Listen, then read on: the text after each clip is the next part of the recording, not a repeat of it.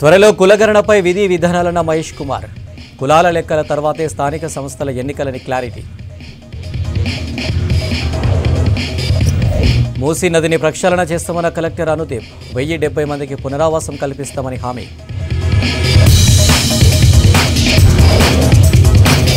జంట జలాశయాల గేట్లెత్తి నీటి విడుదల.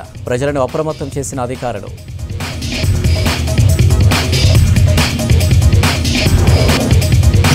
నాగోలులో మురుగునీరు శుద్ధి ప్లాంట్ ఏర్పాటు. ప్యూరిఫై వాటర్ మూసిలోకి వదులుతామన్న రామ్కీ గ్రూప్.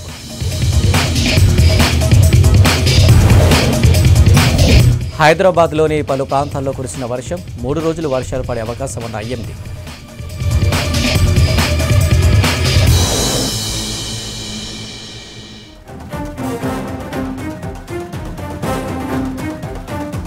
కులాల లెక్కలు తేలిన తర్వాతే స్థానిక సంస్థల ఎన్నికలు నిర్వహిస్తామన్నారు పీసీసీ చీఫ్ మహేష్ కుమార్ గౌడ్. కులగణన పేటెంట్ రైట్ కాంగ్రెస్ పార్టీకే ఉందన్నారు. అన్ని వర్గాలతో కలిసి మన హక్కుల కోసం పోరాటం చేద్దామన్నారు. బీసీలో ఐక్యత, అభిమానం ఉండాలని అన్నారు. ఐక్యంగా ఉంటేనే మన వాటా మనకు వస్తుందని చెప్పారు. 50% బీసీలకు పీసీసీ కమిటీలో అవకాశం ఉంటుందని హామీ ఇచ్చారు. యూనివర్సిటీలో 4 వీసీ పదవులు బీసీలకు ఇచ్చేందుకు సీఎం ఒప్పుకున్నారని చెప్పారు పీసీసీ చీఫ్ మహేష్ కుమార్ గౌడ్. తిరుగుతూ ఉంది బీసీల గురించి అని. వాళ్ళు ఎన్నేళ్ళు అధ్యక్షుడిగా ఉన్నారు. నేను మొన్న ఛాలెంజ్ విసిరినాను, మీరు అధ్యక్షుడిని మార్చగలుగుతారా, కనీసం బీసీని ఇవ్వగలుగుతారా అని. ఇంతవరకు స్పందన లేదు. ఇలా ఖార్గే గారు, రాహుల్ గాంధీ గారు ఈ రాష్ట్రంలో ఒక అగ్రవర్ణాలకు చెందిన వ్యక్తి ముఖ్యమంత్రి ఉన్నారు కాబట్టి దాని తర్వాత స్థానమైనటువంటి పీసీసీ పదవి బీసీలకు ఇవ్వాలని ఇచ్చినారు. ఈ 2 పార్టీలో కూడా నాకు తెలిసి ఎక్కడ కూడా వారికి బీసీల పట్ల చిత్తశుద్ధి లేదు. మనకి నమ్మితే మనమే మోసపోయిన అవుతాం అనే మాట కూడా ఈ సందర్భంగా మనవి చేస్తా ఉన్నాను. బీసీల విషయంలో కూడా మీరు ఎవ్వరు కూడా సంశయపడాల్సిన అవసరం లేదు. నాకు కానీ ముఖ్యమంత్రి రేవంత్ రెడ్డి గారిని ఒక నిర్దిష్టమైనటువంటి ఆలోచన, ఈ రాష్ట్రంలో వారికి రావాల్సిన వాటా వారికి ఇవ్వాల్సిందనే ఒక ఆలోచన మాకుంది. డెఫినెట్గా కొద్దిగా అటు ఇటుగా ఇది అయ్యి తీరుతుంది. బీసీల కులగణన అనేది నేను మళ్ళీ చెప్తా ఉన్నా, ఇది కాంగ్రెస్ పార్టీ పేటెంట్ రైట్. ఇది రాహుల్ గాంధీ గారి యొక్క మధ్య నుంచి వచ్చిన ఆలోచన. దేశంలో మహానుభావులు ఎవరు రాహుల్ గాంధీకి సలహా ఇచ్చినారో, యోగేందర్ యాదవ్ లాంటి వాళ్ళు, ఇంకెంత మంది మేధావులు ఎవరు ఇచ్చినారో, కానీ ఆయన ఆ అంశాన్ని ఏదైతే నెత్తిన పెట్టుకున్నాడో అక్కడే మన అదృష్టం టర్న్ అయిందని చెప్పొచ్చు. రాహుల్ గాంధీ గారి ఆలోచన ప్రకారమే నడుచుకోవాలి, నడుచుకుంటాము. ఈ రాష్ట్రంలో బీసీలకు కావాల్సిన వాటా వచ్చే విషయంలో మా వంతు ప్రయత్నం ఉంటుంది అనే మాట కూడా ఈ సందర్భంగా మనవి చేస్తూ, నేను చాలా సందర్భాలు చెప్తూ ఉంటాను, కులాలు ఉన్నాయి. కులాలు ఉంటే ఏమవుతుందంటే పర్సంటేజ్గా చిన్నగా కనబడతా ఉన్నాం. గౌడ్లు మేము 14% అంటారు, అసలు వాస్తవం ఉంది ఎంతో తెలియదు. పద్మశాలి మేము ఇంత అంటారు. అది కాదు, మొత్తం కలిపి ఎంతున్నాము. మనమంతా ఒక జాతే కదా, బీసీలంతా ఒక జాతే. మనతో చేతోడు వాళ్ళకి ఎస్సీలు ఉంటారు, ఇటు పక్కన ఎస్టీలు ఉంటారు. మన వెనకాల ఓసీలు ఉండాలి, ఉండే ప్రయత్నం మనం చేసుకుని ఆ రకంగా తీసుకొద్దాం. సో అన్ని కులాలు ఒకటిగా ఉన్నప్పుడు మనం పెద్ద సంఖ్య కనబడుతుంది. సో ఆ దశగా మనం ప్రయత్నం చేయాలి. ఇది ఏ కులాన్ని నొప్పించడం, ఎవరిని కించపరచడం కాదు. కులం ఉండాలి, కులాభిమానం ఉండాలి. అది ఉంటూనే మనం ఏకంగా పోరాడేటప్పుడు మాత్రం మేమంతా ఏకం, మా వాటాకి ఇంత 54-56% ఉన్నామని అంటే మన వాటా పెద్దదిగా ఉంటుంది. నేను మళ్ళీ చెప్తా ఉన్నాను, రేవంత్ రెడ్డి గారికి, రాష్ట్ర ముఖ్యమంత్రి గారికి నిర్దిష్టమైన ఆలోచన ఉంది. బీసీ విషయంలో మనకు లాభం చేకూర్చే విధంగా అడుగులు పడుతూ ఉన్నాయి. డెఫినెట్గా నేను కానీ, పొన్నం ప్రభాకర్ కానీ, సీనియర్ బీసీ నాయకులు అందరం కూడా కలిసికట్టుగా ఉండి బీసీల విషయంలో రావాల్సిన వాటా కోసం ప్రయత్నం చేస్తామనే మాట ఈ సందర్భంగా మీకు చెప్తూ, మూసీ రివర్ బెడ్లో ఉన్నవారిని రోడ్డున పడకుండా ప్రభుత్వం చర్యలు తీసుకోబోతుందన్నారు హైదరాబాద్ జిల్లా కలెక్టర్ అనుదీప్. మొదటి దశలో మూసీ పరివాహక ప్రాంతంలో ఉన్న 1070 కుటుంబాలకు డబుల్ బెడ్రూమ్ ఇల్లు కేటాయిస్తామన్నారు. తర్వాత దశలో బఫర్ జోన్లో ఉన్నవారిని తరలిస్తామన్నారు. అన్ని విధాలా ప్రజలకు అండగా ఉంటామంటున్న హైదరాబాద్ కలెక్టర్ అనుదీప్తో శ్రవణ్ ఫేస్ టు ఫేస్. రాష్ట్ర ప్రభుత్వం మరో ముందడుగు వేస్తుంది. మూసీ రివర్ బెడ్లో వచ్చినటువంటి ఇళ్లను, దాని తర్వాత మూసీ బఫర్లో వచ్చినటువంటి ఇళ్లను తరలించేందుకు అధికారులు కసరత్తు చేస్తున్నారు. హైదరాబాద్ జిల్లాలో మూసీ రివర్ బెడ్లో ఎన్ని ఇళ్లు వచ్చాయి, అధికారులు ఏ విధంగా తమ అడుగులు వేస్తున్నారు తెలుసుకునే ప్రయత్నం చేద్దాం. హైదరాబాద్ కలెక్టర్ అనుదీప్ మనతో ఉన్నారు. సార్, ఇప్పుడు మూసీ ప్రక్షాళనపై రాష్ట్ర ప్రభుత్వం చాలా సీరియస్గా అడుగులు వేస్తుంది.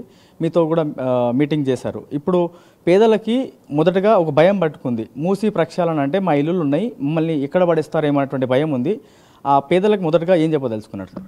మన నిన్న ముఖ్యమంత్రి గారు సమీక్ష కూడా చేసిండ్రు. అందులో క్లియర్గా చెప్పింది ఏంటంటే అందరికీ కూడా ఈ మూసీ రివర్ బెడ్లు ఎవరైతే ఉన్నారో వాళ్ళందరికీ కూడా డబుల్ బెడ్రూమ్ ఇల్లు కేటాయించాలన్న ఆదేశాలు అన్ని ముగ్గురు జిల్లా కలెక్టర్లకు కూడా ఇవ్వడం జరిగింది. దానికి అనుగుణంగానే మనం టీమ్స్ ఫామ్ చేసి ఇప్పుడు మూసీ రివర్ బెడ్లో ఎవరైతే ఉన్నారో వాళ్ళందరికీ కూడా డబుల్ బెడ్రూమ్ ఇల్లు ముఖ్యమంత్రి గారి ఆదేశాల మేరకు అవన్నీ కూడా అందించే కార్యక్రమం కూడా మొదలైంది. మన ఫీల్డ్కి టీమ్స్ కూడా వెళ్తూ ఉన్నాయి. అక్కడ వాళ్ళ డీటెయిల్స్ తీసుకొని వాళ్ళందరికీ కూడా నియరెస్ట్ లొకేషన్లో 2 BHK అలాట్మెంట్ జరుగుతుంది. సరే, ఇప్పుడు ఇక్కడ ఉన్న వాళ్ళకి అంటే కొంతమంది బిల్డింగ్లే కట్టుకున్నారు, కొంతమంది రేకులు వేసుకుని ఉన్నారు, కొంతమంది చిన్న చిన్న గుడిసెలు వేసుకుని ఉన్నారు. సో గుడిసెలు వేసుకునే వాళ్ళకి కూడా డబుల్ బెడ్రూమ్ ఇస్తారా, లేకపోతే పర్మనెంట్గా వాళ్ళ పేరు మీదనే కరెంటు బిల్లు ఉంది, వాళ్ళకి సొంత ఇల్లు ఉన్న వాళ్ళకే మీరు డబుల్ బెడ్రూమ్ కేటాయించబోతున్నారు? ఇప్పుడు మనకి ఈ హౌసింగ్ ప్రోగ్రామ్ అనేది ఎలిజిబుల్ పూర్ పర్సన్స్కి. సో గుడిసె వేసుకొని అక్కడ ఉన్నట్లు మనం గుర్తించినట్లయితే తప్పకుండా వాళ్ళకి కూడా 2 BHK ఇవ్వడం జరుగుతుంది. ఎందుకంటే అది ఇట్స్ రీహాబిలిటేషన్ ఎక్సర్సైజ్.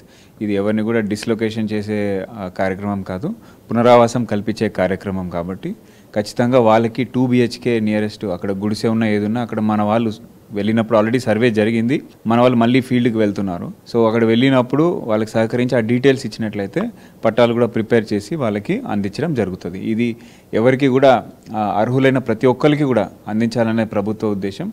అర్హులు ఎవరు కూడా మిస్ కాకుండా ఉండే విధంగా ఇప్పుడు మేము సర్వే చేసిన దానికంటే కూడా ఒక 10% ఎక్స్ట్రా వచ్చినా కానీ మనం పెట్టుకోవడానికి బఫర్ కూడా పెట్టుకున్నాం. అర్హులైన ఏ ఒక్క కుటుంబం కూడా ఇల్లు లేకుండా రోడ్డు మీద పడకుండా ఉండే విధంగా మనం 2 BHK అలాట్ చేస్తాం. సరే, ఇప్పుడు హైదరాబాద్ జిల్లాలో లంగరౌజ్ నుంచి మొదలుకుంటే ఇటు జియాగూడ, పురాణాపూల్, చాదర్ఘట్, దాని తర్వాత మూసరాంబాగ్, మలక్పేట ఎక్కువ వస్తాయి. మొత్తం ఎన్ని ఇల్లులు గుర్తించారు సార్? మొత్తం రివర్ బెడ్లో ఉన్నటువంటి ఇల్లులు ఎన్ని, బఫర్లో ఉన్నటువంటి ఇల్లులు ఎన్ని? అంటే ఇప్పుడు రివర్ బెడ్ వరకు మనం చేస్తున్నాము. ఫస్ట్ బఫర్ సెకండ్ ఫేజ్లో టేకప్ చేస్తాం. రివర్ బెడ్లో మనకి ఇప్పుడు 1079 హౌజెస్ స్ట్రక్చర్స్ ఉన్నట్టు మనం గుర్తించినాం.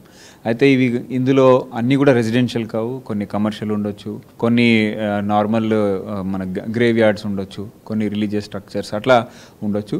సో ఎక్కడైతే ఫ్యామిలీస్ గుర్తిస్తామో రెసిడెన్షియల్ పర్పస్ లేకుండా వాళ్ళందరికీ కూడా మనం పునరావాసం 2 BHK కల్పిస్తాం. సరే, ఇప్పుడు ఎన్ని చేసినప్పటికీ కూడా అది జనం దగ్గర నుంచి కొంత మాస్ జనం ఉంటారు, పబ్లిక్ కొంత ఎక్కువ చిన్న చిన్న కార్మికులు పనిచేసే వాళ్ళు కూడా ఉంటారు. సో వాళ్ళు తొందరగా కన్విన్స్ గారు అధికారులు వెళ్ళి మీకు డబుల్ బెడ్రూమ్ ఇస్తామని చెప్పినప్పటికీ కూడా, ఎందుకంటే మేము ఇక్కడనే చాలా సంవత్సరాల నుంచి ఉన్నాం, మా ఇక్కడనే పని దేవులాడుకుంటాం, ఇక్కడే ఉంటున్నాం, మాకు డబుల్ బెడ్రూమ్ ఎక్కడో ఇస్తా అంటే మేము ఎట్లా పోతాం అనేటువంటి డౌట్స్ కూడా ఉంటాయి. అట్లాంటి వాళ్ళకి ఏ విధంగా కన్విన్స్ చేయబోతున్నారు? అంటే ఇప్పుడు రెండు విషయాలు. ఒకటి ఆల్రెడీ సివిల్ సొసైటీ వాళ్ళ కూడా వచ్చి కలవడం జరిగింది. వాళ్ళకి కూడా కాన్ఫిడెన్స్ మేము మాట్లాడి మేము చేసిన చర్యలు చెప్తే వాళ్ళు కూడా కన్విన్స్ అయ్యి వెళ్ళినరు. వాళ్ళ హెల్ప్ కూడా తీసుకుంటాము. ప్రజలతోని కూడా మన టీమ్స్ వెళ్ళి అక్కడ కూడా వాళ్ళకి వివరణ ఇస్తూ ఉన్నాం, ఎట్లా చేస్తున్నాం రిహాబిలిటేషన్ అనేది. సో ఆ క్లారిటీ వచ్చిన తర్వాత వాళ్ళు కూడా కన్విన్స్ అవుతున్నారు. That is point number 1. Point number 2, ఇది 2 BHK కూడా ఎక్కడో మనం వెళ్ళి అలాట్ చేయట్లేదు, నియరెస్ట్ లొకేషన్ ఏది ఉంది. సో అది ఇప్పుడు మలక్పేట మీరు చెప్పినారు. సో మలక్పేట దగ్గర పిల్లి గుడిసెలు మనకు ఆల్రెడీ 2 BHK ఉంది. సో నియరెస్ట్ అది ఓన్లీ 2 కిలోమీటర్ డిస్ప్లేస్మెంట్. సో ఆ 2 BHK అక్కడ దగ్గరలో ఉంది కాబట్టి నియరెస్ట్ దాదాపు అదే అసెంబ్లీ కాన్స్టిట్యుయెన్సీలో ఉండే విధంగా మనం ఎక్సర్సైజ్ మ్యాప్ అవుట్ చేసినాము. సో ఇక్కడ తీసుకెళ్ళి ఎక్కడో కుత్బుల్లాపూర్ అక్కడ గాజుల రామారం పంపించేది లేదు, nearest as much possible. So వాళ్ళకి అక్కడ మనం మ్యాప్ చేసినాము. సో అక్కడికే పంపించడం జరుగుతుంది. సరే, ఇప్పుడు గతంలో డబుల్ బెడ్రూమ్ నిర్మించిన తర్వాత చాలా వరకు అవి పంపిణీ చేయకపోతే కొన్ని డ్యామేజ్ అయినాయి. దానికోసం GHMC మళ్ళీ డబ్బులు అలొకేట్ చేయడం, మళ్ళీ రిపేర్ చేయడం లాంటివి చేసినారు. సో ఇప్పుడు ఆ ఇల్లులు పూర్తి స్థాయిలో రెడీగా ఉన్నాయి, ఎందుకంటే గతంలో ఇచ్చినవి కూడా అవి సరిగ్గా లేవు, మేము పోము అనేటువంటి మాట చాలా మంది చెప్పినారు. ఇప్పుడు వాటి పరిస్థితి ఎట్లా ఉంది సార్? ఇప్పుడు ఏవైతే మూసి రిహాబిలిటేషన్ కోసం ఐడెంటిఫై చేసిన డబుల్ బెడ్రూమ్లు ఉన్నాయో వాటికి ఆల్రెడీ మనం పవరు, వాటరు కనెక్షన్ సక్రమంగా ఉన్నాయా లేవో ఆల్రెడీ మన అధికారులు వెళ్ళి చూసి సర్టిఫై చేసినవే మనం పెట్టడం జరిగింది. ఎక్కడైతే కట్టినవి, సగం కట్టినవి లేదా కట్టినాక కూడా పవర్ కనెక్షన్ కానీ ఇవన్నీ పెండింగ్ ఉన్నాయి, అవి మనం తీసుకోవట్లేదు. సో ఈ మూసీ నుంచి ఎవరైతే మనము రీహాబిలిటేషన్ కల్పించినప్పుడు ఖచ్చితంగా అక్కడ కూడా మనకు టీం ఉంటుంది. ఆ టీం కూడా పట్టా అందించడం జరుగుతుంది. తీసుకెళ్ళి వాళ్ళకి అన్ని ఫెసిలిటీస్ ఎస్పెషల్లీ పవర్, వాటర్ ఉన్న హౌజెసే ఉన్నాయి కాబట్టి అక్కడే తీసుకెళ్లి వాళ్ళకి తాళాలు అందించడం జరుగుతుంది. ఎన్ని లొకేషన్ సార్ గుర్తించారు? అంటే GHMC దగ్గర అన్ని ఇల్లులు ఉన్నాయి, ఎందుకంటే ఇప్పుడు కొత్త వాళ్ళని తీసుకొని వెళ్ళి అక్కడ పెడితే స్థానికుల దగ్గర నుంచి కొంత వ్యతిరేకత రావచ్చు. మా చుట్టాలకు రాలేదు గతంలో, ఇప్పుడు వేరే వాళ్ళని ఎందుకు తీసుకెళ్ళి అక్కడ పెడుతున్నాను, వాళ్ళు అట్లా ఎట్లా ముందుకు వెళ్ళబోతున్నారు సార్? అంటే రెండు విషయాలు. అంటే ఇప్పుడు మళ్ళీ ఇంకా కట్టేవి కూడా ఉన్నాయి కాబట్టి ఇల్లు లేవు అయిపోతున్నాయి ఇప్పటికే అన్నట్టు కాదు. సో ఇంకా కంప్లీషన్ స్టేజ్లో ఉన్నాయి కాబట్టి ఇంకా కొన్ని ఇల్లులు కూడా మనకి అందుబాటులో రానున్నాయి. నెంబర్ 1. నెంబర్ 2 ఏంటంటే మనం చెప్పినట్టు అదే అసెంబ్లీ నియోజకవర్గంలో ఉండే విధంగా ప్లాన్ చేసినాము, దాదాపు 80 to 90%. సో అక్కడ పెద్ద డిస్ప్లేస్మెంట్ లేదు, ప్లస్ లోకల్ నాన్ లోకల్ అనే క్వశ్చన్ లేదు కాబట్టి. సో మలక్పేట ఉన్న వాళ్ళందరూ పిల్లి గుడిసెలు వెళ్ళినప్పుడు, చంద్రయాన్ గుట్ట వాళ్ళందరూ కూడా జంగమెట్ వెళ్ళినప్పుడు, so it is the same constituency, అదే కాన్స్టిట్యున్సీ ఓటరు అక్కడికే వెళ్తున్నాడు. ఓన్లీ డిఫరెన్స్ ఒక 1 to 1.5 కిలోమీటర్ దూరం మాత్రమే. సో వాళ్ళ లైవ్లీహుడ్కి కూడా ఎటువంటి ఇబ్బంది కలగకుండా అదేవిధంగా ఆ కాన్స్టిట్యున్సీలోనే ఉండే విధంగా మనం మ్యాపింగ్ చేసినాం కాబట్టి సో అక్కడ లోకల్ నుంచి వ్యతిరేకత ఉండదని మేము అనుకుంటున్నాం. అక్కడ కూడా సహకరించి ఇంకా ఇల్లులు ప్రభుత్వం నిర్మించినప్పుడు అర్హులైన అందరి పేదలకు ఇవ్వాలనేది ప్రభుత్వ ఉద్దేశం. ఇప్పుడు మూసి మనం టేకప్ చేసినాం కాబట్టి ప్రయారిటీగా వీళ్ళకి ఇప్పుడు ఇస్తున్నాము. ముందు కొత్తవి కంప్లీట్ అయినప్పుడు అవి కూడా లాటరీ పద్ధతిలో చేసి ట్రాన్స్పరెంట్గా అందరి పేదలకు కూడా పంచడం జరుగుతుంది. అక్కడ కమర్షియల్ ఎస్టాబ్లిష్మెంట్స్ ఉన్నాయి, సరే పేదవాళ్ళకి పూర్తి స్థాయిలో న్యాయం చేసే దిశగా మీరు వెళ్తున్నారు, మీ మాటలు చూస్తే అది అర్థమవుతుంది. కమర్షియల్ ఉన్న వాళ్ళకి చిన్న బిజినెస్లు చిన్న దుకాణాలు పెట్టుకొని ఉన్నారు, అట్లాంటి వాళ్ళకి ఏం చెప్తారు? అంటే మనం స్ట్రక్చర్స్ అన్నీ తీసుకున్నాం 1079కి మనం 2 BHKs పెట్టి. సో అది కూడా ప్రభుత్వం దృష్టికి తీసుకొని we'll take a call. Commercial structure ముందైతే పునరావాసం, అంటే ఇల్లు ఇంపార్టెంట్, ఇల్లు లేకుండా రోడ్డు మీద అదే భయం ఏదైతే ఉందో అది ఖచ్చితంగా దానికి ఎటువంటి ఇబ్బంది లేకుండా మనం ఫస్ట్ పునరావాసం ఇంటికి రెసిడెన్షియల్ ఇస్తూ ఉన్నాము. కమర్షియల్కి కూడా అంటే ఇల్లు పక్కన షాప్ ఉంది, మరి షాప్కి అనేది అది గవర్నమెంట్ నుంచి మాట్లాడి we will take a call. Sir ఇప్పుడు మొత్తం ఎన్ని టీమ్స్ ఏర్పాటు చేసినారు, ఎంతమంది సిబ్బంది అందులో పాల్గొంటున్నారు సార్? ఇప్పుడు మనకి 1079 ఇండ్లు అని చెప్పినాము. సో దాదాపు 1200, అంటే కొన్ని మిస్ అయి ఉండొచ్చు, ఇంకా ఎక్స్ట్రా డిమాండ్స్ వస్తూ ఉండొచ్చు, ఒకటే ఇంట్లో 2-3 ఫ్యామిలీస్ ఉండొచ్చు. సో 1200 లెక్క చొప్పున మనము ఒక్కొక్క టీంకి 75 చొప్పున 16 టీంలు వేసినాము. ఈచ్ టీంకి ఒక టీం లీడర్ తహసీల్దార్ ఉంటారు, దాంతోపాటు ఒక GHMC నుంచి AMC ఉంటారు, సర్వేయర్ ఉంటారు, ఒక సీనియర్ అసిస్టెంట్ కానీ ఒక రెవెన్యూ ఇన్స్పెక్టర్ కానీ ఉంటారు. వీళ్ళందరూ కూడా కలిసి ఒక మల్టీ డిసిప్లినరీ టీం అనేది అక్కడ వెళ్ళడం జరుగుతుంది. వెళ్ళి ఆధార్ డీటెయిల్స్, వాళ్ళ ఇంటి ఓనర్ ఎవరు, అవన్నీ డీటెయిల్స్ తీసుకొని సో దట్ మనం పట్టా ప్రిపరేషన్ చేస్తాం. ఫైనల్గా ఈ ఆఫీసర్లు ఎవరైతే ఆ పేద వాళ్ళ దగ్గరికి వెళ్తున్నారో వాళ్ళకి ప్రతి వర్షాకాలంలో వర్షాలు వస్తే భయపడాల్సినటువంటి పరిస్థితి, రోగాలు వస్తాయి, దోమలు, డెంగ్యూ లాంటి ఇష్యూస్ వస్తాయి, ఇవన్నీ చెప్పబోతున్నారు జనాలకి. అండ్ మూసి దగ్గర ఉన్న వాళ్ళు, మూసి రివర్ బెడ్లో ఉన్న వాళ్ళకి హైదరాబాద్ కలెక్టర్గా ఏం చెప్పదలుచుకున్నారు? ఇప్పుడు 2 BHK అనేది ఇప్పుడు దాదాపు ఒక 30 to 35 lakhs వర్త్ హౌస్ ఒక్కొక్కటి. మన ప్రజావాణిలో కూడా దాదాపు ప్రతి ప్రజావాణిలో 80% 2 BHKకి విపరీతమైన డిమాండ్ ఉన్నటువంటి హౌసింగ్ ప్రోగ్రామ్ అది. సో అటువంటి హౌస్ని మనం పునరావాసం కింద వీళ్ళందరికీ కూడా ఇవ్వడం జరుగుతుంది. సో కాబట్టి ఇక్కడ నుంచి ఒక కచ్చా స్ట్రక్చర్ మళ్ళీ మనం ఇక్కడ ఐడెంటిఫై చేసిన 1079లో దాదాపు 70% వరకు కచ్చా స్ట్రక్చర్స్, ఇవి పక్కా స్ట్రక్చర్స్ కావు. సో ఈ కచ్చా స్ట్రక్చర్స్ తీసేసి మనము ఒక 2 BHK డిగ్నిటీ హౌసింగ్ అనేది ఇస్తున్నాం కాబట్టి ఆ వాల్యూ ప్రపోజిషన్, అంటే మనం ఇచ్చే ఆ ఎకనామిక్ వాల్యూ అనేది ఖచ్చితంగా అది ప్రపోర్షనల్ అండ్ జస్టిఫైడ్. సో ఖచ్చితంగా ప్రజలు సహకరించి ముందుకు వస్తే పట్టా పంపిణీ వాళ్ళకి అక్కడ లొకేషన్లో చేసి వాళ్ళకి ఇల్లు తాళాలు కూడా అక్కడ హ్యాండ్ ఓవర్ చేయడం జరుగుతుంది. తద్వారా వాళ్ళు ఇక్కడ ఏదైతే సమస్యలు ఎదుర్కొంటున్నారు ప్రతి సంవత్సరం, మూసి అక్కడ రిజర్వాయర్లు అక్కడ వదిలేస్తే ఇక్కడ వచ్చేసి పునరావాస కేంద్రాలు వెళ్ళడము, మళ్ళీ ఇక్కడ రావడం, దోమలు, డెంగ్యూ, ఇవన్నీ సమస్యలు కూడా శాశ్వత పరిష్కారం కూడా వాళ్ళకి కూడా లభిస్తుంది, వాళ్ళ ఫ్యామిలీస్కి. సో ఖచ్చితంగా వాళ్ళు మాకు సహకరించి వాళ్ళకి అలాట్ చేసినటువంటి 2 BHKకి వెళ్ళవలసిందిగా విజ్ఞప్తి చేస్తాం. సార్ రేపటి నుంచి ఉండబోతుందా, ఎన్ని రోజులు కంప్లీట్ చేస్తారు? అంటే ఎన్ని రోజులని కాదు, మనం రేపటి నుంచి ఫీల్డ్లో వెళ్తున్నాము. అందరికీ న్యాయం జరిగే విధంగా మనము సర్వే పక్కాగా చేసి అందరికీ కూడా డబుల్ బెడ్రూమ్ ఇల్లు అందించే విధంగా ముందుకు వెళ్తున్నాం. సో ఇది ఓవరాల్గా మూసీ ప్రక్షాళనపై రాష్ట్ర ప్రభుత్వం చాలా సీరియస్గా ఉందనేది ఇప్పుడు ప్రస్తుతం అధికారులు చేస్తున్నటువంటి యాక్టివిటీ చూసినా లేకపోతే హైదరాబాద్ కలెక్టర్ మాటలు వింటే క్లియర్గా అర్థమవుతుంది. సో పేదవాళ్ళు ఎవ్వరు కూడా రోడ్డు మీద పడేయకుండా రాష్ట్ర ప్రభుత్వం వాళ్ళందరినీ కూడా పర్మనెంట్ స్ట్రక్చర్ డబుల్ బెడ్రూమ్ అనేది ఒక హుందాతనంగా జీవించేటువంటి ఇల్లు, సో ఆ ఇల్లును మేము కేటాయించబోతున్నాం. ప్రతి వర్షాకాలంలో ఇక్కడ ఉంటే వర్షాలు వచ్చినా హిమాయత్ సాగర్ నుంచి, ఉస్మాన్ సాగర్ నుంచి గేట్లు లిఫ్ట్ చేసినా నేరుగా నీళ్లు వచ్చేటువంటి పరిస్థితి ఉంటుంది. ప్రతి వర్షాకాలంలో సామాన్య జనం భయపడేటువంటి పరిస్థితి ఉంటుంది. సో అట్లాంటి పరిస్థితి రాబోయే రోజుల్లో ఉండదు. మూసీ బ్యూటిఫికేషన్ అనేది పూర్తి స్థాయిలో హైదరాబాద్ ఇమేజ్ని పెంచుతుంది, దాంతోపాటు ఇక్కడ ఉన్నటువంటి పేదవాళ్ళందరికీ కూడా మంచి జీవితాన్ని రాష్ట్ర ప్రభుత్వం ఇవ్వబోతుంది అనేది అధికారులు చెప్పేటువంటి ప్రయత్నం చేస్తున్నారు. ఇది ఓవరాల్గా మూసీ ప్రక్షాళన పైన హైదరాబాద్ కలెక్టర్ చెప్తున్నటువంటి మాటలు. కెమెరామెన్ మధుతో శ్రవణ్, V6 న్యూస్, హైదరాబాద్. సిటీలో జంట జలాశయాలు నిండుకుండలా మారాయి. ఎగువన కురుస్తున్న భారీ వర్షాలతో హిమాయత్ సాగర్, గండిపేటకి వరద చేరుతుంది. దీంతో హిమాయత్ సాగర్ ఒక గేటు ఎత్తారు అధికారులు. దీంతో మూసి పరివాహక ప్రాంతాల్లో ఉండేవారని అలర్ట్ చేశారు. అటు గండిపేట చెరువు 2 గేట్లను ఎత్తి నీటిని కిందకి వదిలారు అధికారులు. వరద పెరిగితే మరో గేటు ఎత్తుతామంటున్న హిమాయత్ సాగర్ DGM గోవింద్తో సదానందం ఫేస్ టు ఫేస్.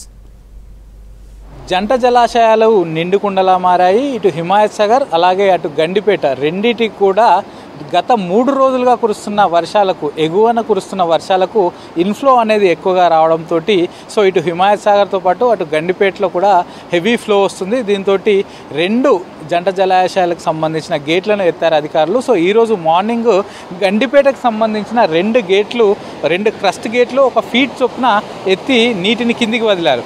అలాగే కాసేపటి క్రితమే ఇటు హిమాయత్ సాగర్కు సంబంధించి కూడా ఒక గేట్ను ఎత్తి 8th నంబర్ గేట్ను ఎత్తి అధికారులు 1 ఫీట్ మీద కిందికి వాటర్ను వదులుతున్నారు. సో మనం చూస్తున్నాం కదా, ఇప్పుడే కాసేపటి క్రితమే ఈ వాటర్ అంతా కూడా అధికారులు 8th నంబర్ గేట్ ఎత్తి కిందికి వదులుతున్నారు. సో మూసీలోకి వదులుతున్నారు. సో మూసీలోకి కిందికి వదులుతుండడంతో సో మూసీ పరివాహక ప్రాంతాలకు సంబంధించిన ఎవరైతే ఉన్నారో, నివాసంలో ఉన్నారో వాళ్ళందరికీ కూడా అలర్ట్ కూడా జారీ చేశారు అధికారులు. ఇటు రెవెన్యూ శాఖ అధికారులు, అటు పోలీసులు ఈ మూసీ పరివాహక ప్రాంతాల్లో ఉన్న వారికి అటు మైక్ అనౌన్స్మెంట్ కూడా చేయించారు. సో వాళ్ళకి సంబంధించిన వాట్సాప్ గ్రూపుల్లో కూడా పెట్టారు. సో ఈరోజు నైట్ టైంలో వాటర్ ఎత్తుతున్నాం కాబట్టి, గేట్లు ఎత్తుతున్నాం కాబట్టి మీరంతా కూడా అలర్ట్గా ఉండాలి అని. సో ప్రస్తుతానికైతే పైనుంచి ఫ్లో గత ఈవినింగ్ నుంచి పైన ఉన్నటువంటి చేవెళ్ళ కానీ, లేకపోతే అటు శంకర్పల్లి, జన్వాడ ఈ ఏరియాల్లో, అటు వికారాబాదు పైనుంచి వచ్చే ఏరియాలన్నింటిలో కూడా కొంతవరకు వర్షం తగ్గి ఉంది. కాబట్టి ప్రస్తుతానికి హిమాయత్ సాగర్కు సంబంధించి కేవలం ఒకే గేట్ ఎత్తాము. ఒకవేళ వాటర్ ఫ్లో పెరిగి మళ్ళీ పైన ఎగువ ప్రాంతాల్లో వర్షం అనేది పెరిగి మళ్ళీ వాటర్ ఫ్లో పెరిగితే అయితే తిరిగి మళ్ళీ గేట్లు ఎత్తే అవకాశాలు ఉన్నాయి, ఇంకిన్ని గేట్లు ఎత్తే అవకాశాలు ఉన్నాయని కూడా అధికారులు చెప్తున్నారు. మనతో మాట్లాడడానికి హిమాయత్ సాగర్ DGM మనతో ఉన్నారు. సార్ చెప్పండి సార్, ఇప్పటి వరకు ఎన్ని గేట్లు ఎత్తారు? సో ఏ గేట్ ఎత్తారు? సో ఎట్లా ఉంది సార్ వాటర్ ఫ్లో? ప్రస్తుతం 1763.5 అని 1763.5 మనకు ఆల్మోస్ట్ రీచ్ అయిపోయిందండి. మనకు ఇన్ఫ్లో వచ్చేసి 2000 క్యూసెక్స్ వస్తుంది. మనకు ఒక గేట్ ఓపెన్ చేసిన ప్రస్తుతానికి 8th నంబర్ గేటు 1 ఫీట్ ఎత్తు లేపినాము. సో దాంట్లో 336 క్యూసెక్స్ వాటర్ మనకు అవుట్లో వెళ్తుంది. ఇప్పుడు ఎన్ని క్యూసెక్స్ల వాటర్ ఇన్ఫ్లో వస్తుంది సార్? సో పైన ఏరియాస్ నుంచి ఇక్కడ మనకు 2000 క్యూసెక్స్ వాటర్ వస్తుంది ప్రస్తుతం. సో ఏ ఏరియాల నుంచి ఇప్పుడు హిమాయత్ సాగర్కి వాటర్ వస్తుంది సార్? ఎక్కడెక్కడ వర్షం పడితే ఇక్కడికి ఎక్కువగా వాటర్ వస్తుంది? సో దీంట్లో మనకు వెంకటాపూర్, షాబాద్, నానాజీపూర్, పరిగి ఈ ఏరియాస్లో వస్తుంది అన్నమాట సార్. అట్లే ఇప్పుడు వాటర్ గేట్ ఎత్తారు కదా, సో మూసి పరివాహక ప్రాంతాల్లో చాలామంది ఉంటారు. సో మనం చూసాం ఇంతకుముందుకు, సో ఈ మూసి పక్కన కూడా చాలామంది కూర్చున్నారు. సో అట్లాంటి వారికి మీరు అలర్ట్ చేశారా? సో ఏ అధికారుల సమన్వయంతో వాళ్ళకు ఇన్ఫర్మేషన్ ఇచ్చారు? మన GHMC, మన ట్రాఫిక్ పోలీసు, మన సివిల్ పోలీసు అందరితో కోఆర్డినేట్ చేసుకుంటూ వాళ్ళకు ఇన్ఫార్మ్ చేసామండి ఆల్రెడీ 7 o'clock అని చెప్పి. అదేవిధంగా మనం ముందుకెళ్ళిపోయినాం. సో ఈ గేట్లు ఇప్పుడు ఎత్తారు కదా సార్, ఎప్పటి వరకు ఇప్పుడు వస్తున్న ఇన్ఫ్లో ప్రకారం సో ఎప్పటి వరకు ఇది కంటిన్యూ అయ్యే అవకాశాలు ఉన్నది? ఈ ఫ్లో ప్రకారం మనకు 4 to 5 days దాకా ఉంటుందండి గేట్లో. సో ఇంకా వర్షాలు పెరిగితే మళ్ళీ ఏమైనా లేపే అవకాశాలు ఉంటాయా సార్? ఇంకొక ఎక్స్ట్రా గేట్స్ ఓపెన్ చేస్తాం. సో ప్రస్తుతానికైతే మనం చూస్తున్నాం కదా, సో దీనికి సంబంధించి అంటే హిమాయత్ సాగర్కు సంబంధించి 1763.5 దీని యాక్చువల్గా FTL full tank level.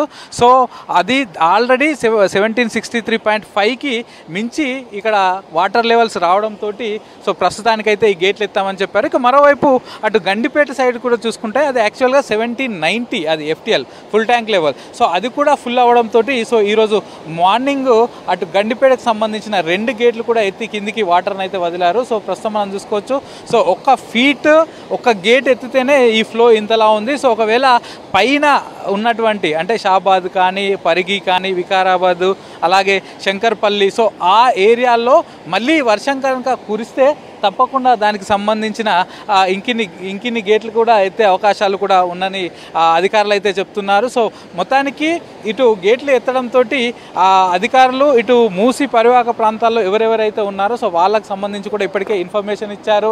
So మైక్లో అనౌన్స్మెంట్ చేయించారు. సో రెవెన్యూ అధికారులు అలాగే లోకల్ పోలీసులు అంతా కూడా మూసి పరివాహక ప్రాంతాల్లో ఎవరెవరైతే ఉన్నారో వాళ్ళని ఒకవేళ మరిన్ని గేట్లు ఎత్తితే, ఇప్పుడైతే 1 గేట్ వరకు వాళ్ళని వెకేట్ చేయించాల్సిన అవసరం లేదని అధికారులు అంటున్నారు. ఒకవేళ ఒకవేళ మరిన్ని గేట్లు ఎత్తితే అయితే తప్పకుండా మూసి పరివాహక ప్రాంతాల్లో ఉన్న వాళ్ళందరినీ కూడా వెకేట్ చేసి వివిధ సెంటర్స్ కూడా తరలిస్తామని అధికారులు చెప్తున్నారు. కెమెరా పర్సన్ సాయితో సదానందం, V6 న్యూస్, హిమాయత్ సాగర్. మూసీ నది పునర్జీవమే లక్ష్యంగా ముందడుగేస్తుంది రాష్ట్ర ప్రభుత్వం. ఇందులో భాగంగా హైబ్రిడ్ యాన్యునిటీ మోడ్లో సీవేజ్ ట్రీట్మెంట్ ప్లాంట్ను రామ్కీ గ్రూప్తో కలిసి నిర్మించింది. ఈ ప్లాంట్ల నిర్వహణ కూడా రామ్కీ గ్రూప్కి అప్పచెప్పింది ప్రభుత్వం. నాగోల్లో 15 ఎకరాల విస్తీర్ణంలో నిర్మించారు. రోజుకు 320 MLD నీళ్లను శుద్ధి చేస్తున్నామంటున్న రామ్కీ గ్రూప్ CFO NS రావుతో Narender face to face. Musi నది పునర్జీవన లక్ష్యంగా రాష్ట్ర ప్రభుత్వం ముందడుగేస్తుంది. ఇందులో భాగంగానే ప్రైవేట్ కంపెనీలతో STPలను నిర్మిస్తుంది. మనం ప్రజెంట్ నాగోల్లో ఉన్నాము. ఇది ఇండియాలోనే one of the biggest STP centre. ఇక్కడ ఒకసారి ఎలా వర్క్ నడుస్తుంది, ఇక్కడ వాటర్ని ఎలా శుద్ధి చేస్తారో ఒకసారి అడిగి తెలుసుకుందాం. హలో సార్, ఇండియాలోనే one of the biggest STP అంటున్నారు. అసలు ఇక్కడ ప్రాసెస్ ఎలా ఉంటుంది, రా వాటర్ని ఎలా శుద్ధి చేస్తారు? ఇది ఇండియాలో వన్ ఆఫ్ ద లార్జెస్ట్ కాకుండా ఇండియాలో లార్జెస్ట్ అండి ఇప్పటి వరకు ఉన్నటువంటి ఏదైతే సీక్వెన్షియల్ బ్యాచ్ రియాక్టర్ టెక్నాలజీ ఏదైతే మనం ఉపయోగిస్తున్నామో, which is one of the latest technology. ఆ టెక్నాలజీ ప్రకారంగా it is the largest one in the country. ఎక్కడైతే మనం నిలబడి ఉన్నామో దీన్ని ఇంటేక్ వెల్ అంటారండి. ఇక్కడికి కలుషితమైనటువంటి మురికి నీరు ఏదైతే ఆ కాలువ నుండి కానీ లేకపోతే మూసీ రివర్కు క్యాచ్మెంట్ ఏరియాస్, ఆ పాండ్స్ కలెక్షన్ ఉంది కదండి, అక్కడ నుండి పెద్ద పెద్ద పైప్స్ ద్వారా అక్కడ నుండి డైవర్ట్ చేయడం జరుగుతుంది. డైవర్ట్ చేసిన తర్వాత ఆ మురికి నీరు అంతా ఈ వెల్లో కలెక్ట్ చేయబడుతుంది అన్నట్టు. కలెక్ట్ చేసిన తర్వాత ది పంపింగ్ ద్వారా pump this one to the treatment the chambers అండి. సో ఇక్కడ మనం ఏదైతే ఉన్నామో this is the intake well అంటారు. This is what exactly it is. Per day ఇక్కడ ఎన్ని MLDలు చేశారు sir? So when we have got about 380 MLD, that is the million liters per day. That is the largest 320 million liters per day. That is the capacity. So ఇందాక మీరు మాట్లాడుతూ MLDతో పాటు రా water వచ్చిన తర్వాత వాటర్ని ఎక్కడెక్కడ యూజ్ చేయొచ్చు అని చెప్పారు. దాని గురించి కూడా కొంచెం చెప్పండి. సో ఈ పూర్తిగా వాటర్ ట్రీట్ చేసిన తర్వాత ఏదైతే ట్రీట్ చేయబడినటువంటి వాటరు మనకి అగ్రికల్చర్కి యూస్ చేసుకోవచ్చు, హార్టికల్చర్కి. తర్వాత నీరు తాగడం కాకుండా అంటే హ్యూమన్ కన్జంప్షన్ కాకుండా మిగతా అన్ని అవసరాలకు మనం ఈ వాటర్ని యూస్ చేసుకోవచ్చు అండి. దీంతో మనకు అత్యంత ప్రాముఖ్యత కలిగినటువంటి విషయం ఏంటి అంటే రియల్ టైంలో అంటే మనం ఈ విధంగా మాట్లాడుతున్నప్పుడు తర్వాత మనం మాట్లాడుకున్నప్పుడు ఎప్పుడైనా కూడాను ఈ ఎంటైర్ వర్క్ ఏదైతే ఉందో ప్రాసెస్ ఏదైతే ఉందో ఇది క్యాప్చర్ చేయడం జరుగుతుంది. తర్వాత PLCs ఏం చేస్తాయంటే ప్రాసెస్ కంట్రోల్ చేస్తాయి. అంటే the water flow, the load, diversion, leakages అవన్నీ కూడాను. ఏదైతే సెంట్రలైజ్డ్ SCADA యూనిట్ ఉందో అది supervises at what places what's happening. తర్వాత డేటా అక్విజిషన్ ఏదో ఉందో అది రికార్డ్ చేస్తుంది. మనకు రియల్ టైంలో దీనికి సంబంధించిన పారామీటర్స్ అంతా కూడా మనకు కనపడతాయి. అదొకటే కాకుండా it is link to the pollution control board, తర్వాత HMWSSB వాళ్ళు కూడాను దీన్ని వీక్షించవచ్చు రియల్ టైంలో. సరే, మూసీ వాటర్ అంటేనే అంటే వేస్టేజ్తో పాటు చాలా కెమికల్స్ కూడా ఉంటాయి. లైక్ ప్లాస్టిక్ బాటిల్స్ కావచ్చు, మనం ప్లాస్టిక్ కవర్లు కూడా దాంట్లోనే చాలామంది పడేస్తున్నారు. సో దాన్ని ముందే ఐడెంటిఫై చేసి వేరు చేస్తారా, లేదంటే దీంట్లోనే క్లీనింగ్ ప్రాసెస్లో సపరేట్ అవుతుందా? ఇప్పుడు మనకు వచ్చేది ఏంటి అంటే మనకు ఎక్కడైతే మనం పైప్ లైన్స్ పెట్టి చేసి ఇక్కడ నుండి డైవర్ట్ చేస్తున్నామో అక్కడ స్క్రీనర్ ఒకటి ఉంటుందండి. అక్కడ లార్జ్ ఆబ్జెక్ట్స్ అక్కడ సెపరేట్ చేయబడతాయి. దాని తర్వాత వచ్చేటువంటిది అంతా కూడా మురికి నీరు, కాకపోతే చాలా కలుషితమైనటువంటి మురికి నీరు. అది వచ్చేసిన తర్వాత ఎక్కడైతే మనం ఇప్పుడు ఇక్కడ నిలబడ్డామో ఈ దిస్ పర్టికులర్ యూనిట్ ఇది ప్రీ ట్రీట్మెంట్ ప్లాంట్ అంటారండి. ఈ ప్రీ ట్రీట్మెంట్ ప్లాంట్లో 6 mm కంటే తక్కువ ఉన్నటువంటిది ఎక్కువ ఉన్నటువంటిది సపరేట్ చేయడం జరుగుతుంది. అక్కడ నుండి then it will go to the grit separation అంటారండి. అక్కడ ఏంటి అంటే 0.5 to 0.6 mm ఉన్నటువంటి ఏదైతే మలినాలు ఉంటాయో అవి వేరు చేయబడతాయి. దాని తర్వాత మిగతా వాటర్ ప్రీ ట్రీట్మెంట్ తర్వాత it goes to the SBR Module 1, Module 2 and Module 3. That's how it is done. So ఈ ప్లాంట్తో పాటు మరిన్ని ప్లాంట్లు కూడా ఏర్పాటు చేసే అవకాశం ఏమైనా ఉందా సార్ హైదరాబాద్లో, లేదంటే ఇక్కడితోనే క్లోజ్? లేదండి, ఇప్పుడు ఈ మూసీ రివర్కు సంబంధించి ఇప్పుడు ఉన్నటువంటి ప్యాకేజెస్ అయితే ఉన్నాయో అది మనకు ఒక ప్రణాళిక ప్రకారంగా చేస్తున్నారు. మూసీ రివర్ అంతా కూడా కలుషిత రహితంగా చేయాలి అంటే ఇప్పుడు ఏదైతే ప్రాజెక్ట్ ఏదైతే తెలంగాణ గవర్నమెంట్ అండర్టేక్ చేసిందో దాంట్లో there could be few more batches that may come up and దాంట్లో కూడా మేము పార్టిసిపేట్ చేస్తాం. As an equal tender process we have to participate. Thank you. ఇది ఓవరాల్గా చూడవచ్చు. ఇప్పటివరకు అయితే పర్ డే 320 mld వాటర్ని ఇక్కడ ట్రీట్ చేస్తున్నారు. మనం ఈ ప్లాంట్ కేవలం 15 ఎకరాల్లో మాత్రమే ఉంది. దీంతోపాటు కోకాపేటలో కూడా ఈ ప్లాంట్స్ ఉన్నాయని చెప్తున్నారు. ఈ వాటర్ని డ్రింకింగ్ కోసం కాకుండా మిగతా అన్ని అగ్రికల్చర్ కావచ్చు, మిగతా వివిధ రకాలు అయితే వాడుకోవచ్చు అని చెప్తున్నారు. కెమెరామెన్ జగన్తో Narender, V6 news, Hyderabad. Malla Reddy Narayana multi speciality ఆసుపత్రిలో రోబోటిక్ సర్జరీని అందుబాటులోకి తీసుకొచ్చారు. ఈ కార్యక్రమానికి చీఫ్ గెస్ట్గా హాజరయ్యారు సీనియర్ నటి జయసుధ. తక్కువ సమయంలో తక్కువ ఖర్చుతో క్రిటికల్ స్టేజ్ పేషెంట్లకు రోబోటిక్ సర్జరీ ద్వారా మెరుగైన చికిత్స అందించవచ్చన్నారు Mallareddy health city vice chairman Preethi Reddy. తమ హాస్పిటల్కు వచ్చే ప్రతి ఒక్కరికి మెరుగైన చికిత్స అందించడమే తమ లక్ష్యమన్నారు. రాబోయే రోజుల్లో మల్లారెడ్డి నారాయణ మెడికల్ కాలేజీలో రోబోటిక్ సిలబస్ అందుబాటులోకి తెస్తామన్నారు. రోబోటిక్స్ మీద కూడా కావాల్సిన టెక్నికల్ స్టాఫ్ కూడా మన దగ్గరే మనం వాళ్ళకి ఎడ్యుకేట్ చేస్తున్నాం. So in coming 2 years we will be having the technical staff who are well trained and certified. అంటే వాళ్ళ దగ్గర ఒక సర్టిఫికేషన్ కూడా ఉంటుంది that they have done their MSc in medical robotics. So ఈ మన మల్లారెడ్డి విశ్వవిద్యాపీఠ్ లో కూడా అందరు మనం డీమ్డ్ యూనివర్సిటీ గురించి మీ అందరికీ తెలిసే ఉండొచ్చు. సో డీమ్డ్ యూనివర్సిటీలో we got the category in distinct category. So distinct category అని ఏంటంటే కొత్త కోర్సెస్ మనము స్టార్ట్ చేస్తున్నాము. Like BSc in digital health, MSc in medical robotics, transplant sciences, immersive technology in healthcare, AI in public health. So అట్లాంటి చాలా courses ఉన్నాయి. Especially it's more about knee replacement. ఈ రోజుల్లో ముందంతా ఒక 50+ పీపుల్కే నీ అరిగిపోతుంది అలా అనేవారు. ఈ రోజుల్లో అలా కాదు, 25 years నుంచి స్టార్ట్ అవుతున్నది. సో అలాంటి దాంట్లో ఈ వాజ్ జస్ట్ సేయింగ్ బిట్వీన్ నేను అన్నాను జనరల్గా as a patient, not as an actress. When we go to the hospital అక్కడ ఏం ఉండదు, మనకి హెల్త్ బాగాలేకపోతే we go as a patient and we are normal human beings. So నేను అడిగాను, చాలామంది అనుకుంటారు కదా రోబాటిక్ సర్జరీ అంటే డాక్టర్ గారు ఆయన చేతుల మీద ఆపరేషన్ చేస్తే బాగుంటుంది, ఆ మిషన్ అంతా ఎందుకు మనకి అని చాలామంది అనుకుంటారండి. సో అలాంటప్పుడు అంటే డాక్టర్ గారు చాలా చక్కగా చెప్పారు, ఒక రోజుకి 5 operations, 6 operations. Of course the surgeons are always వాళ్ళకి ఇది చాలా they've been doing this for many years, so they are పర్ఫెక్ట్గా చేస్తారు. But when it comes to robotic అన్నప్పుడు ద సర్జరీస్ అక్యురసీ, ఆ లైన్ స్ట్రైట్ లైన్, ఎన్ని ఆపరేషన్ 10 చేసినా 15 చేసినా కూడా ఎక్కడ మిస్ అవ్వదు. That is the beauty of the robotic surgery. So అది మనకి చాలా ఇంపార్టెంట్, అది చాలా మన వాళ్ళు అర్థం చేసుకోవాలి. వచ్చే జిహెచ్ఎంసీ ఎన్నికల్లో డిపాజిట్ల కోసమే కేటీఆర్ ఎమ్మెల్యేలను వెంటేసుకుని షో చేస్తున్నారని అన్నారు కంటోన్మెంట్ ఎమ్మెల్యే శ్రీ గణేష్. సిటీని 10 ఏళ్లు గాలికి వదిలేసిన బీఆర్ఎస్ను జిహెచ్ఎంసీ ఎన్నికల్లో నగరవాసులు మూసి నదిలో విసిరేస్తారని చెప్పారు. నగరాన్ని కేటీఆర్ తీర్చిదిద్దినట్లు హడావిడి చేస్తూ డ్రామాలు ఆడుతున్నారని మండిపడ్డారు. సిటీలో 4 ఫ్లైఓవర్లు కట్టారు తప్ప ఏం చేశారని కేటీఆర్ను ప్రశ్నించారు ఎమ్మెల్యే గణేష్.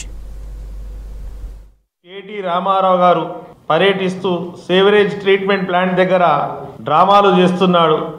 వారే హైదరాబాద్ని కనిపెట్టినట్టు, హైదరాబాద్ని వారే డెవలప్మెంట్ చేస్తున్నట్టు ఈరోజు మాట్లాడుతున్నారు. వారు లేనప్పటి నుంచి కాంగ్రెస్ పార్టీ ప్రభుత్వం హైదరాబాద్ని అన్ని విధాలా డెవలప్మెంట్ చేశారు. హైదరాబాద్కి మన శంషాబాద్ లాంటి ఇంటర్నేషనల్ ఎయిర్పోర్ట్ కూడా వచ్చిందంటేనే కాంగ్రెస్ గవర్నమెంట్ తోటి. అక్కడే కాకుండా ఔటర్ రింగ్ రోడ్ తీసుకొచ్చింది కూడా కాంగ్రెస్ ప్రభుత్వమే. అదే మెట్రో రైలు కూడా తీసుకొచ్చింది కాంగ్రెస్ ప్రభుత్వమే.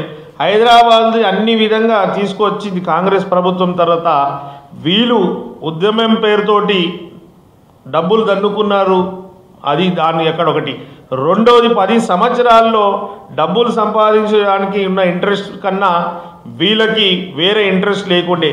అదే మాదిరిగా ఈరోజు కాంగ్రెస్ కూడా ఉంటుంది అనుకోవడం సిగ్గుచేటు. వారు మాట్లాడుతుంటే ఈరోజు మూసీ రివర్ డెవలప్మెంట్ ప్రాజెక్ట్ తీసుకొస్తున్నామని చెప్పంగానే అక్కడ అవకతవకలు జరుగుతున్నాయి. ఇక్కడ ఒకరోజు 150 కోట్లు అన్నారు, ఇంకో లేదన్నారని మాట్లాడుతున్నారు. ఇప్పటికీ డిపిఆర్ఏ స్టార్ట్ కాలేదు. డీటెయిల్ ప్రాజెక్ట్ రిపోర్ట్ వస్తేనే అక్కడ ఏం డెవలప్మెంట్ చేస్తున్నారని ఉంటుంది.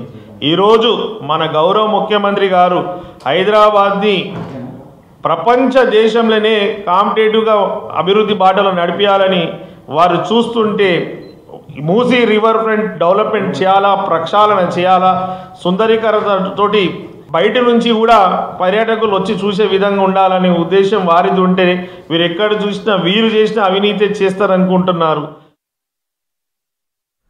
బీసీలకు చట్టబద్ధంగా దక్కాల్సిన వాటా కోసం అన్ని రాజకీయ పార్టీల నాయకులను కుల సంఘాలను ఐక్యం చేస్తామన్నారు అఖిల భారత పద్మశాలి సంఘం రాజకీయ విభాగం అధ్యక్షుడు శివశంకర్. బీసీల డిమాండ్లపై రేపు నారాయణగూడ పద్మశాలి భవన్లో రౌండ్ టేబుల్ సమావేశం నిర్వహిస్తామని తెలిపారు. ఈ సమావేశానికి అన్ని రాజకీయ పార్టీల నాయకులతో పాటు 139 బీసీ కుల సంఘాల ప్రతినిధులు పాల్గొంటారని తెలిపారు. కొండా లక్ష్మణ్ బాపూజీ ఆశయ సాధన కోసం బీసీలు ఐక్యంగా పోరాడతామని శివశంకర్ స్పష్టం చేశారు. రేపు అఖిల భారత పద్మశాలి సంఘం ఆధ్వర్యంలో బీసీలకు చట్టబద్ధంగా రావాల్సిన వాటా సాధించుకునే వరకు మరి బీసీలలో ఉన్నటువంటి అన్ని కుల సంఘాలని రేపు ఒకటే వేదికగా ఆహ్వానించి మరి బీసీలో ఉన్నటువంటి నాయకులను ఆయా రాజకీయ పార్టీ నాయకులకు మరి బీసీ కుల సంఘాలను పిలిపించి మరి అఖిల భారత పద్మశాలి సంఘం ఆధ్వర్యంలో మరి కార్యాచరణ దాల్చడం కోసం పెద్ద ఎత్తున రౌండ్ టేబుల్ సమావేశం ఏర్పాటు చేస్తున్నాం. మరి బీసీలు అందరూ కూడా కుల సంఘ నాయకులు, బీసీ లీడర్ కూడా అందరూ కూడా నారాయణగూడ పద్మశాలి భవన్ రాజ్మహల్లో పెద్ద ఎత్తున హాజరు కావాల్సిందిగా మనం చేస్తున్నాం. అన్ని బీజేపీ పార్టీ నుంచి ఒక ప్రముఖులకు చెప్పినాం, ఆయా పార్టీకి మరి బీఆర్ఎస్ పార్టీకి చెప్పినాం, కాంగ్రెస్ పార్టీ చెప్పినాం, మరి తెలుగుదేశం పార్టీ చెప్పినాం, సిపిఎం పార్టీ చెప్పినాం, అన్ని పార్టీల నాయకులను కూడా. హైదరాబాద్ కొత్తపేట మూసి పరిసర ప్రాంతాల్లో ఉప్పల్ రెవెన్యూ అధికారులు సర్వే నిర్వహించారు. దీంతో సత్యనగర్, చైతన్యపురి, ఫణిగిరి కాలనీ, ఇందిరానగర్, గణేష్పురి కాలనీల్లో ప్రజలు ఆందోళనకు దిగారు. తమ ఇండ్లు కూల్చొద్దని ధర్నాకు దిగడంతో అధికారులు వెనుదిరిగారు. 30 ఏళ్ల నుంచి నివాసం ఉంటున్న తమ ఇండ్లను ఎప్పుడు అనుమతులు లేవంటూ కూలిస్తే ఊరుకోమన్నారు స్థానికులు.